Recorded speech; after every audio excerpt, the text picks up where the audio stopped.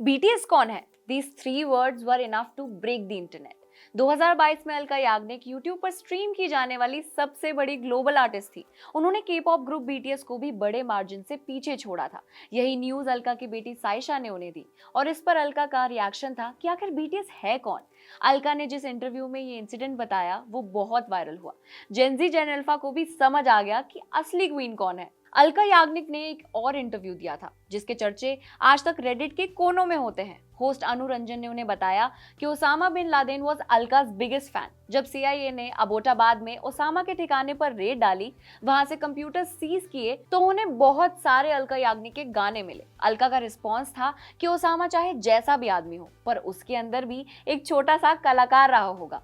इसके बाद internet was flooded with memes कि ओसामा भी अलका पगलू था। अलका याग्निक ने अपने करियर में 20,000 से ज्यादा गानों को अपनी आवाज दी।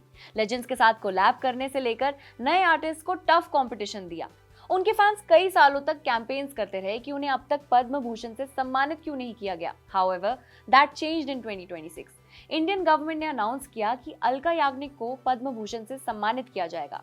इस मौके पर अलका याग्निक के टाइमलेस सिंगिंग, उनके म्यूजिक को सेलिब्रेट करेंगे।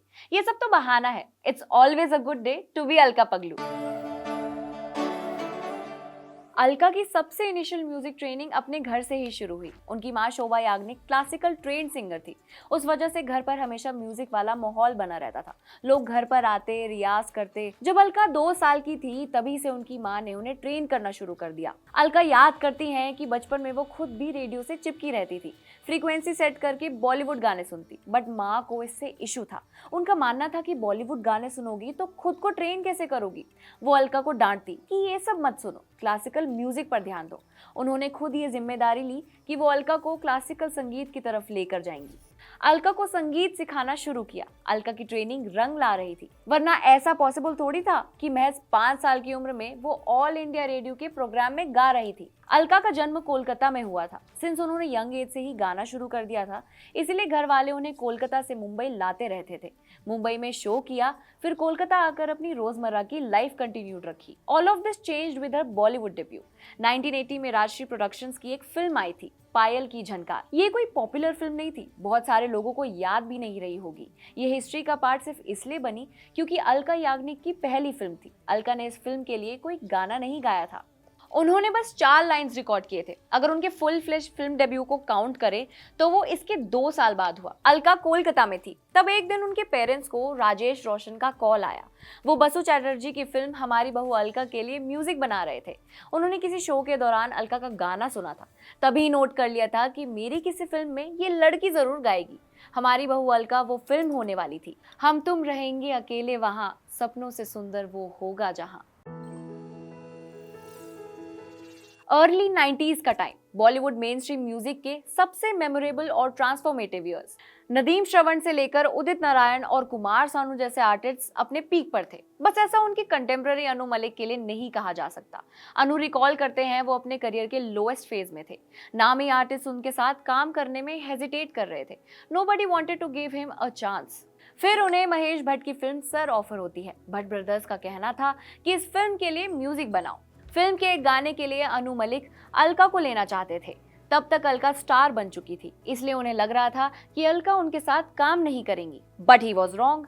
एक दिन अलका उनके घर आई, क्लियर कट कहा कि चाहे कुछ भी हो जाए मैं हमेशा तुम्हारे साथ हूँ। अलका की इस एक लाइन ने अनु मलिक को जबरदस्त हिम्मत दी। उन्होंने फिर से गेम में वापसी की और ऐसी वापसी की कि दोबारा पीछे मुड़कर देखना नहीं पड़ा। अनु मलिक और अलका याग्निक अपनी दोस्ती को बहुत चेरिश करते हैं। यही रीजन है कि जब अलका डिप्रेस थी तब अनु मलिक ने उन्हें बाहर निकाला। हुआ ये कि अनु राजकुमार संतोषी की फिल्म चाइना गेट के लिए म्यूजिक बना रहे थे।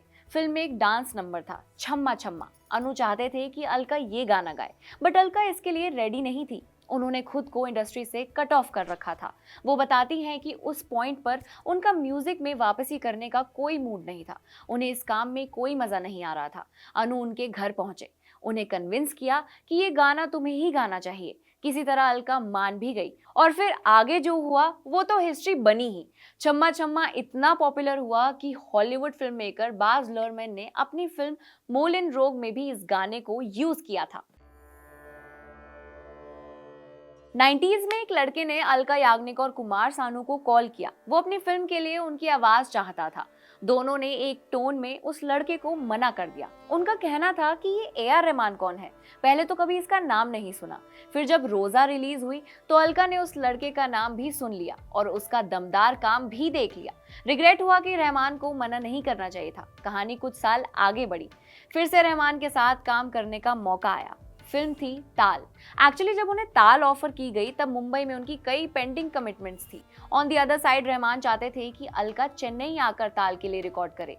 अलका इसके लिए तैयार नहीं थी, मना कर दिया। फिर फिल्म के डायरेक्टर सुभाष घई ने उन्हें कॉल किया, कहा कि तुम्हें ये फिल्म करनी चाहिए। सुभाष घई और अपनी मां की एडवाइस पर अलका चेन्नई जाने के लिए रेडी हो गई। स्टूडियो का कॉल टाइम था रात के 9 बजे। अलका टाइमली पहुंच गई, बस रहमान और उनकी टीम कहीं नहीं दिख रही थी। अलका और सुभाष घई बाहर इंतजार करने लगे। उन्हें लगातार मच्छर काट रहे थे। एक बार के लिए लगा कि आज रिकॉर्ड नहीं हो पाएगा, मगर फिर रहमान आए around 2 in the night। Rahman और अलका एकदम ऑपोजिट टाइम जोन्स में काम करते थे। टीम ने रिकॉर्डिंग स्टार्ट की और 4 बजे तक रैप अप कर लिया। ये सब याद करते हुए ताल के गाने सुनने का मन कर गया। ताल से ताल मिला, रमता जोगी, क्या आइकॉनिक गाने। 17 जून 2024 अलका ने दुनिया के साथ ऐसी न्यूज शेयर की जिसके लिए कोई तैयार नहीं था। उन्होंने बताया कि पिछले कुछ हफ्तों से वो कुछ भी सुन नहीं पा रही है। अलका ने लिखा, कुछ हफ्ते पहले जब मैं फ्लाइट से बाहर निकली तो मुझे महसूस हुआ कि मैं कुछ भी नहीं सुन पा रही हूँ। उसके कुछ हफ्तों बाद हिम्मत जुटाकर मैं अब अपनी खामोशी तोड़ना चाहती हूँ। मेरे दोस्त और शुभचिंतक लगातार पूछ रहे हैं कि मैं एक्टिव क्यों नहीं हूँ। मेरे डॉक्टर्स ने डायग्नोज किया कि एक वायरल अटैक की वजह से मुझे rare sensory neural nerve hearing loss है। अचानक से आई इस खबर ने मुझे चौंका कर रख दिया। मैं इसे डील करने की कोशिश कर रही हूँ। इस दौरान प्लीज मुझे अपनी दुआओं में रखिएगा। मेरे फैंस और यंग कलीग्स को मैं तेज म्यूजिक और हेडफोन के लगातार इस्तेमाल से होने वाले नुकसान के प्रति चेताना चाहती हूँ। मेरी प्रोफेशनल लाइफ से हेल्थ पर जो बुरा असर पड़ा है, एक दिन मैं उसके बारे में जरूर बात करूंगी। इस न्यूज के बाद उनके कलीग से लेकर फैंस तक चिंता में थे कि क्या वो अब कभी भी नहीं गा पाएंगी। अलका ने रेस्ट लिया, रिकवर हुई और अब वो काफी बेहतर कंडीशन में है। उन्होंने इम्तियाज अली की फिल्म चमकीला के लिए नर्म कालजा गाना भी रिकॉर्ड किया। इससे पहले उन्होंने इम्तियाज की तमाशा के लिए अगर तुम साथ हो भी गाया था। अलका याग्निक की जर्नी इस बात का एग्जाम्पल है कि अगर आप अपने क्राफ्ट को लेकर सिंसियर हैं, खुद पर लगातार काम कर रहे हैं, तो कामयाबी आपसे दूर नहीं रह सकती। पद्म भूषण सम्मान के लिए टीम जिंदाबाद वुड लाइक टू कॉन्ग्रेचुलेट हर। वो इसी तरह गाती रहें और उनके सुरों से ये समा महकता रहे।